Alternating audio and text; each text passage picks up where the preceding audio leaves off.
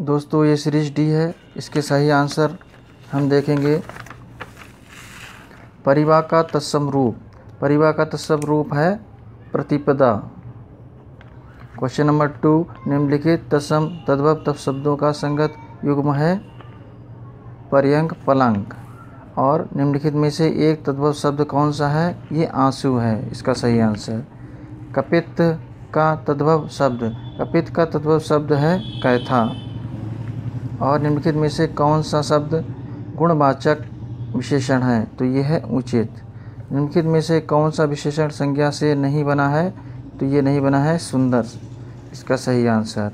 निम्नलिखित में से किस वाक्य में उत्तमावस्था गुणवाचक विशेषण विशेष का प्रयोग किया गया है? तो इसका सही आंसर है परमानंद कक्षा में सबसे होशियार छात्र है। क्वेश्चन नंबर 8 का सही आंसर है सौर किस मूल शब्द से बना है? तो ये सूर्य से बना है। निम्नलिखित में से कौन सा शब्द विशेषण है? तो ये आग्नेय है। आकाश का पर्यायवाची शब्द शून्य होता है। सोना का पर्यायवाची शब्द कनक होता है। और उसके प्राण पखेरु उड़ गए, इस वाक्य में पखेरु शब्द का पर्यायवाची है पक्षी। और निम्नलिखित में से कौन सा शब्द चंद्रमा का पर्यायवाची नहीं है? तो ये सलिल नहीं है। कौन सा? सलिल। निम्नलिखित शब्दों में से एक शब्द माता का पर्यायवाची नहीं है, तो वह है अम्बु। क्वेश्चन नंबर 15 पे आ जाइए। भौतिक का विलोम शब्द होता है आध्यात्मिक। आध्यात्मिक। प्राची शब्द का विपरीतार्थक है प्रतीची। और समष्टि का विलोम शब्द है व्यष्टि। इसी तरीके से क्वेश्चन नंबर 18 है। निम्नलिखित में से विलोम शब्दों की दृष्टि से एक युग्म गलत है, वह है आग्रह विग्रह। क्वेश्चन नंबर 19, विलोम शब्द की दृष्टि से इनमें से सही युग्म है आद्रत और निराद्रत। क्वेश्चन नंबर 21, निम्नलिखित में से अशुद्ध वर्तनी वाला शब्द है पौराणिक।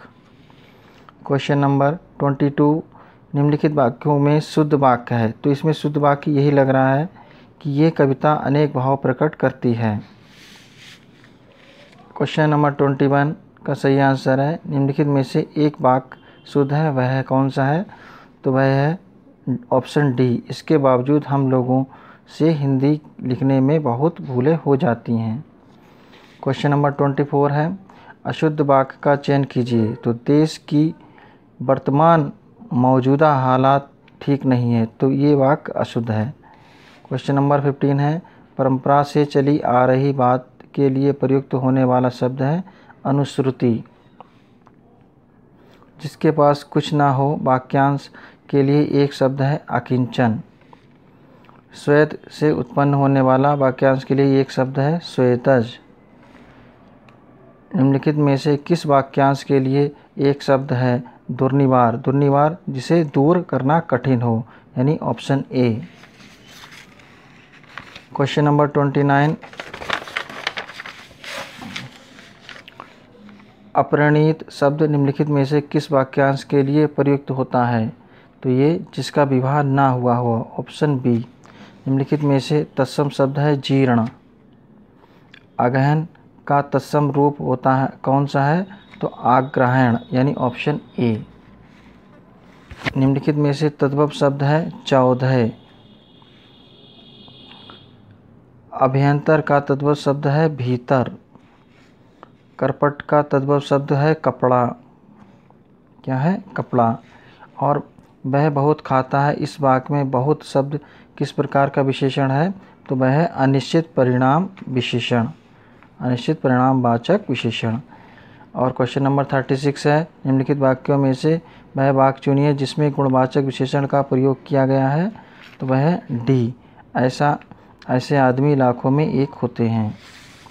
क्वेश्चन नंबर 37, सतीश चंचल बालक है, तो इस वाक्य में चंचल शब्द क्या है?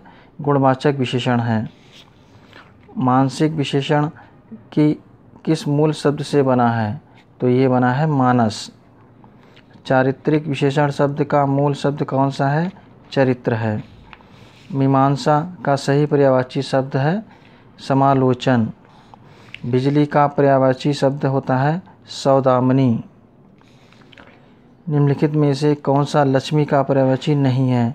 तो रमा, कमला और इंदिरा ये सब लक्ष्मी के हैं, भारती नहीं है।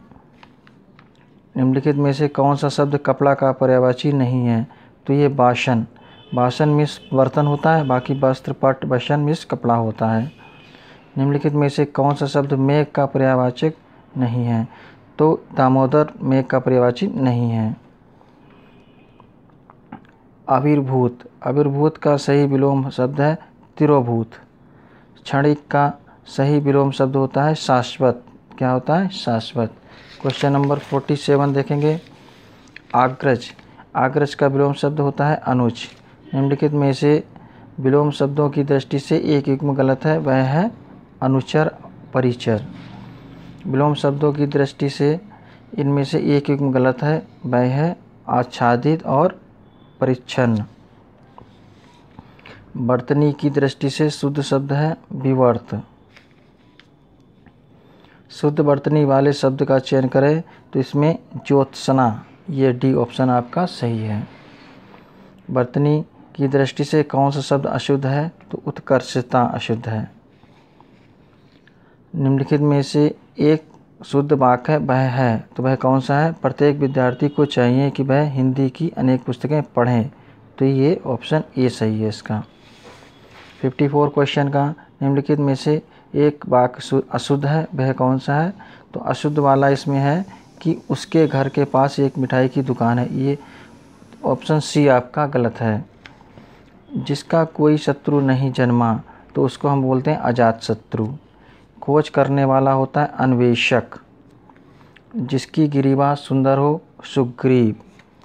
जिसका अनुभव इंद्रियों द्वारा ना हो सके तो इसको बोलते हैं, इसको अतीन्द्रिय भी बोलते हैं, और इनमें से कोई नहीं, तो इन दोनों में से एक आंसर होगा आपका बी और डी में से, जैसा भी आयोग बताए, तो इन दोनों में से एक ऑप्शन आपका होगा सही।